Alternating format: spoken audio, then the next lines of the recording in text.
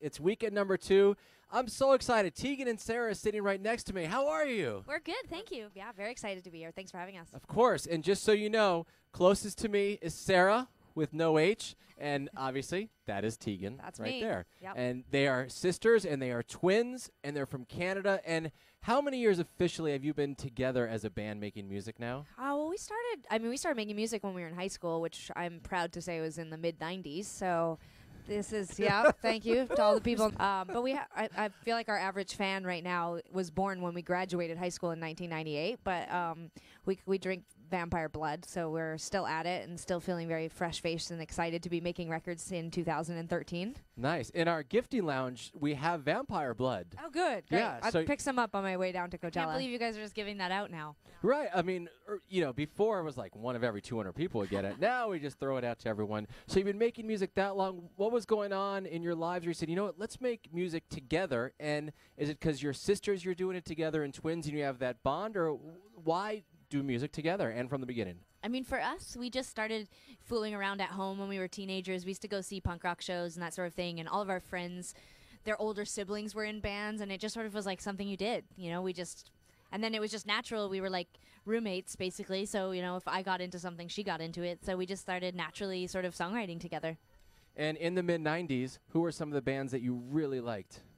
I mean, the big ones for us in the 90s, like Smashing Pumpkins, Nirvana, Hole, Bikini Kill, everything. Like, we were, like, rabid music listeners. But we also, like, loved what our parents and our grandparents listened to, too. Like, I loved Patsy Cline, and we used to go see, one of our first real concerts was Bruce Springsteen when we were, like, 10. So, we listened to everything.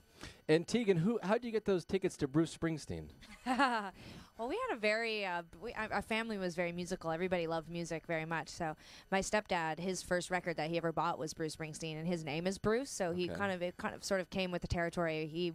He instilled a great passion for Bruce Springsteen. We've actually seen him together 3 times now. So every time I get Bruce Springsteen tickets, I fly him down, and he comes and joins me. So I still have a deep, deep love for Bruce. And you're wearing a jean jacket, not necessarily for Bruce the boss. No, I was. When I woke up this morning, I was like, I'm putting this on for the boss. That's every day is for him. Do you think his wife calls him the boss? Yes, probably. I hope so. That's what I imagine, anyway. You've gained such a great fan base and just built it as you've gone, and you've gained the respect from so many bands, and you've toured with so many great bands. Who comes to mind of bands that were just fun to be with on the road? Sara? Oh, my God. I mean, all of the bands we've toured with have been so wonderful. I mean, some are more, they make more sense to hang out with. Like, we toured with Paramore, for example, and they became friends. Like, we're sort of similar ages and that kind of thing. But we've also toured with people.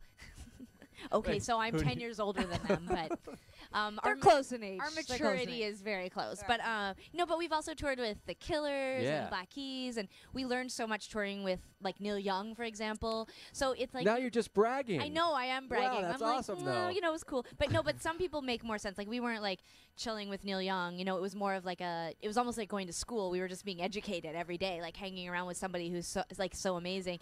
Whereas like other bands, when you go on tour, you're like friends, And when you're on the road, do you make music, or you're on the road and you're working and you're doing shows and you don't want to make new music? These days it's so busy that I don't really get much time to make music, but I like that. I like that it's an activity I do at home when I'm by myself, and I think it's important in order to keep things fresh and feel exciting, maybe not to mix the two, to get home and have time to reflect on life and relationships. We write about relationships a lot, and I feel like it's better to write about things when you get home and not just I don't know that people would relate to our story out on the road anyway. So And when you say home, is it 100% of the time in Canada, or is there some of the time in LA or maybe Iowa, or where do you like to spend time? Sarah's got a great pad in Iowa. Oh, really? Yeah, nice. it's really nice. If you build it, I will first come. First thing I bought when I made my gazillions, was actually a sweet pad in Iowa. Nice. Corn and all that. We kind of go between the U.S. and Canada. We both have residences in Canada, but we also spend a lot of time in LA and New York.